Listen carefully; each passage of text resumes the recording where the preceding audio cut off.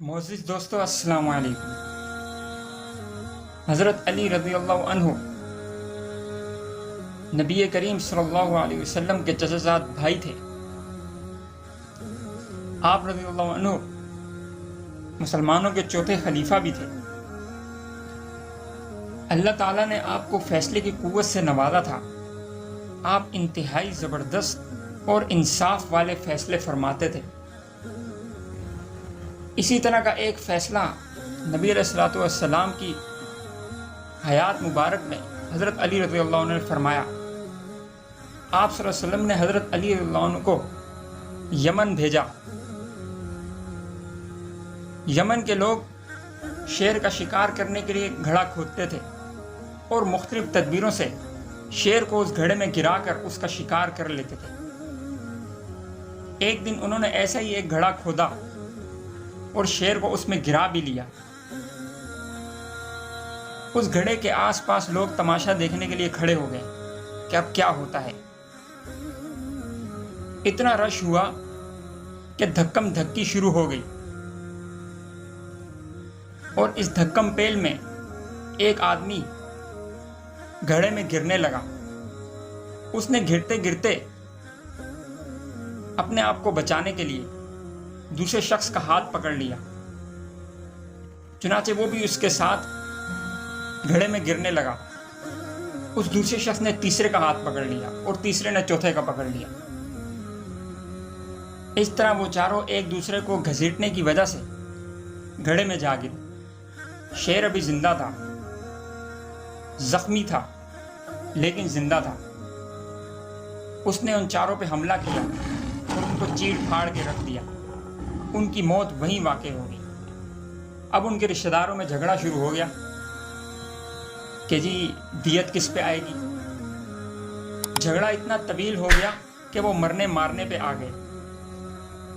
इसी असना में हज़रत अली रज़ी अल्लाह अन्हु उनके बीच में आए और इस तरह फैसला फरमाया कि इन चारों की दियत घड़ा खोदने वाले पर है। प्यारे दोस्तों, दियत खून बहा को कहते हैं।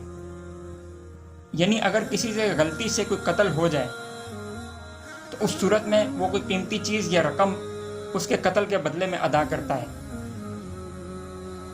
तो उसको खून बहा और दियत कहते हैं शरीयत में।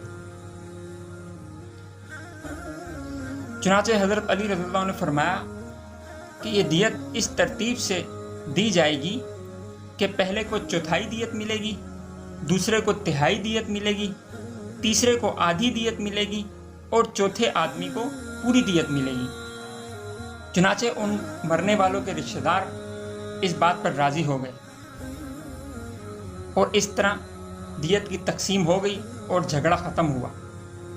बाद में जब ये वाक़या नबी अलैहिस्सलातु वस्सलाम के सामने पेश हुआ तो आप सल्लल्लाहु अलैहि वसल्लम ने हज़रत अली रज़ी अल्लाह अन्हु के इस फैसले को दुरुस्त करार दिया। मालूम हुआ कि हज़रत अली रज़ी अल्लाह अन्हु नबी करीम सल्लल्लाहु अलैहि वसल्लम के ज़माने हयात में ही फ़ैसले फरमाते थे और आप सल्लल्लाहु अलैहि वसल्लम उन फ़ैसलों की तस्वीर फरमाते थे। अच्छा, अब हज़रत अली रज़ी अल्लाह अन्हु ने जो इस तरह की तकसीम फरमाई, इसकी थोड़ी और तहकीक अल्लामा कुर्तबी रहमहुल्लाह ने पेश की। वो फरमाते हैं कि इस फैसले की वजह यह है कि ये चारों गलती की वजह से कत्ल हुए थे और घड़ा खोदने वाला इनकी दियत का जिम्मेदार था। लेकिन पहला शख्स मकतूल होने के साथ साथ 3 आदमियों को खींचने की वजह से उनका कातिल भी था। लिहाजा जो दियत उसको मिलती उसके 3 हिस्से हर मकतूल पर तकसीम होकर उस शख्स के लिए सिर्फ चौथाई हिस्सा ही बचता। इसी तरह दूसरा शख्स 2 आदमियों का कातिल है, इसलिए उसकी दियत के 2/3 हिस्से उसके 2 मकतूलों को और 1 हिस्सा खुद उसको मिलेगा। इसी तरह तीसरा शख्स 1 आदमी का कातिल था, इसलिए आधी दियत उसके मकतूल की और आधी दियत खुद उसकी होगी। और चौथे ने किसी को नहीं खींचा, इसलिए उसे पूरी ही दियत मिलेगी। پیارے دوستو، حضرت علی رضی اللہ عنہ مسلمانوں کے چوتھے خلیفہ ہوئے۔ کہیں ایک تاریخ میں واقعات بھرے پڑے ہیں کہ آپ رضی اللہ عنہ نے بڑے ہی عمدہ فیصلے فرمائے کہ عقل حیران رہ جاتی تھی کہ آپ رضی اللہ عنہ کی سوچ کہاں تک اللہ تعالی نے وسیع فرمائی ہے۔ تاریخ میں اگر آپ دیکھیں گے تو بہت سے ایسے واقعات ہیں جس میں حضرت علی رضی اللہ عنہ نے بڑے ہی عمدہ فیصلے فرمائے اور حاضرین مجلس ان کے ان فیصلوں سے دنگ رہ گئے۔ اللہ تعالیٰ آپ رضی اللہ عنہ پر کروڑ رحمتیں نازل فرمائے اور ان رحمتوں کی چھینٹوں سے ہم جیسے عاصی اور گناہگاروں کو محروم نہ فرمائے، آمین۔